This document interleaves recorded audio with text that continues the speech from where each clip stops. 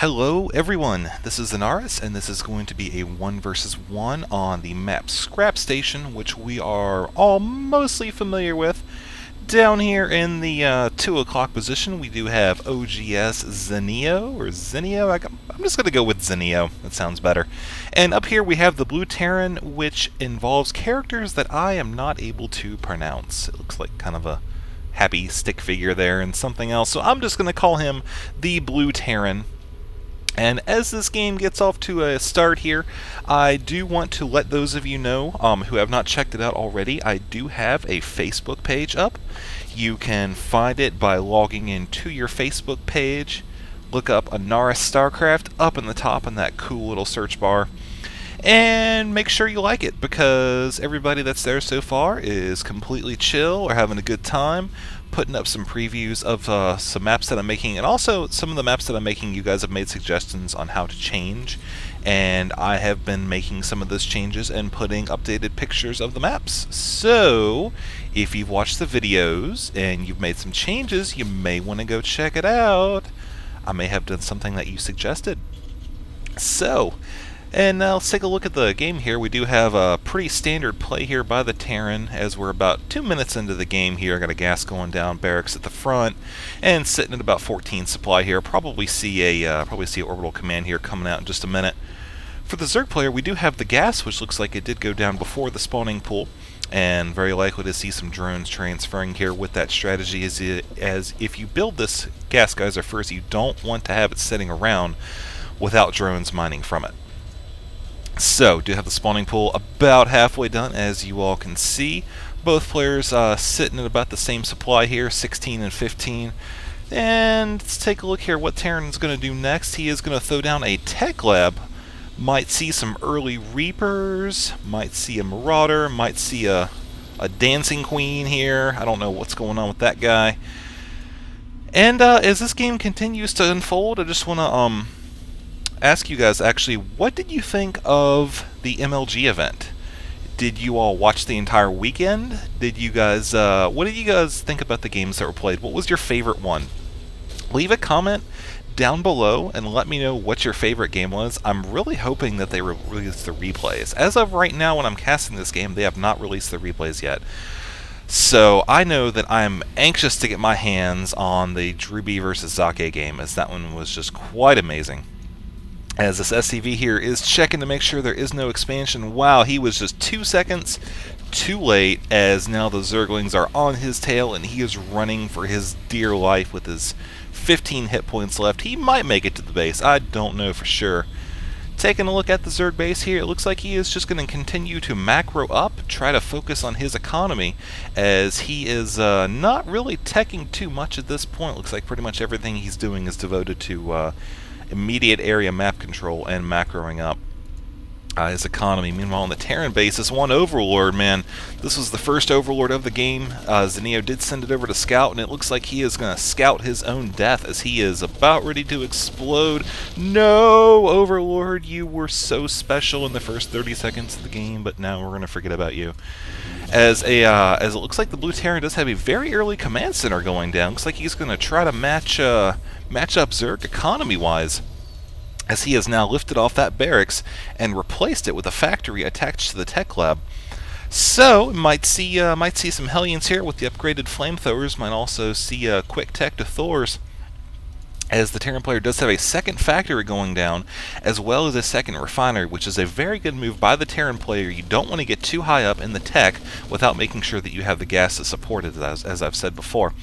So he does have just enough Marines here to wall off his ramp here, keep these Zerglings from getting into the base and seeing what is going on, as Zenio continues to just macro, man. It's all about the money in this game, apparently, as he does throw down a Roach Warren. He does not, however, have the second geyser, but at this point he really doesn't have too much of a need for it, as he's not actually pumping up units. However, it probably would be a good idea to get it at some point in the near future here.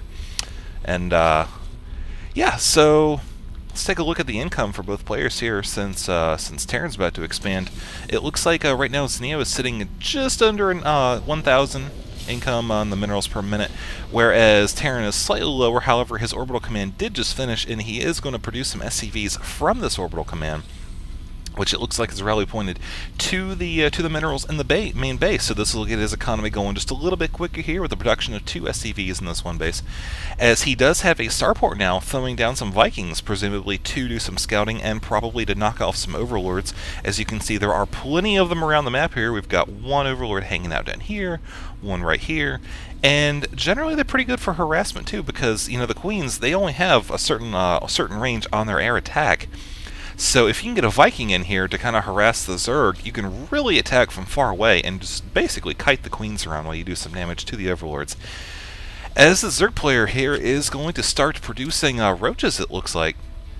Very good counter against the light units that Terran can force, such as the Marines.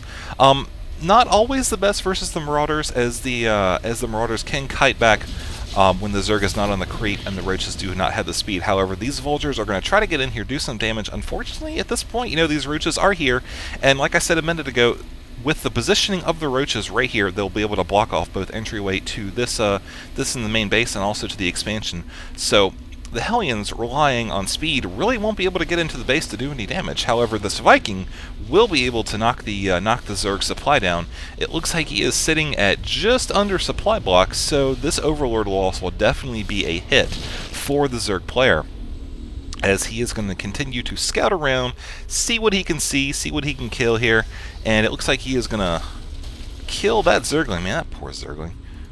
I hope that wasn't Eddie.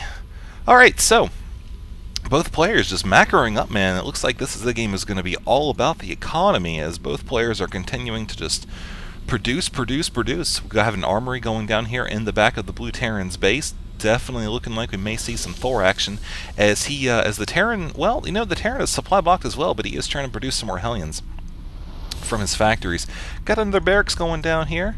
And for the Zerg player, we do have a Spire and a Baneling Nest going down in the main base, which it looks like has some roaches, some Zerglings just kind of hanging out, seeing what they can see here off the ledge. I don't know what planet we're flying over here, but I'm sure the view is quite nice, as long as you don't fall off the platform. All the Overlords are kind of hanging out in one spot at this point, which is actually a pretty good move. It does allow the Zerg player to more effectively react to any sort of Viking harassment, as he does have a Queen just hanging out here, which, is really just all you really need to deter a one Viking force, as has been employed by the Terran so far in this game, as he does have 6 Hellions coming in here to try to do some damage. He does have the Pre-Infernal Igniter Ignition upgrade. However, it looks like he's going to retreat, only having really killed a Creep Tumor. I guess they had it out for creep tumors? I don't know. Probably just realized that attack wouldn't really be that successful here. And taking a look at the Terran base just a little bit more, we do have some Marauders, some Thor, some Marines, well, a Thor. So maybe see a Thor ship. I don't know. Got the one half-dead Viking here, man. I hope he doesn't send him out on a mission, because he will probably die very quickly. However, in this situation, I would say the Overlord is going to die very quickly, as they do not have a way to kill Vikings. Although you'd think with those tentacles, man, they could, fly on top of the Viking and just eat it. Try to stuff it in its belly. Hellions realizing that they cannot indeed kill roaches, especially while the roaches are on creep. So they are going to retreat here and fall back, as the Terran does kind of push up a little bit here. A little bit more, trying to get a little bit of map control here, as the Mutas do take to the field. They are going to combat the Vikings, which did die very quickly. Moving out with the Mutalisks and a couple Zerglings just kind of scout around, man. This one, talk about dodging death, as these Hellions are going to die very quickly. Missile turrets are going up, which are going to drive away the Mutas very fast, man. This one turret here, he knows what it's all about, as he is just drive those Mutas away super quick. Zerg player is going to react to this establishment of the choke right here by taking out these rocks, giving him very fast access to the Terran base behind the defenses. So the Terran will either have to move back very quickly or suffer a huge economic hit. And as that continues to unfold, we can take a look at the Terran upgrades here. It looks like he is working on Terran weapons level 2. And, wait, 1 and... Oh, okay. Vehicle 1, infantry weapons 2. I'm sorry, I'm just retarded sometimes.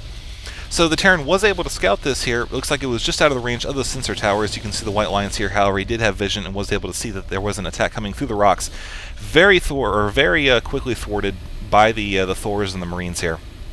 So the Zerg is just going to continue to mac her up, and if we take a look down at the southern part of the base, he has some very, very well-placed banelings here guarding this high yield, which is about halfway completed. If the Zerg does get that expansion, that probably will spell doom for the Terran forces, as the Zerg will be able to overrun the Terran very quickly. So both players just kind of hanging out here, realizing that any damage that they do to the other player, they're going to be able to take out the armies pretty close, but I don't really think it's going to be enough to be able to take out the armies and also do any sort of damage to the base. So both players kind of biding their time, building up counters here. We do see quite a diverse Terran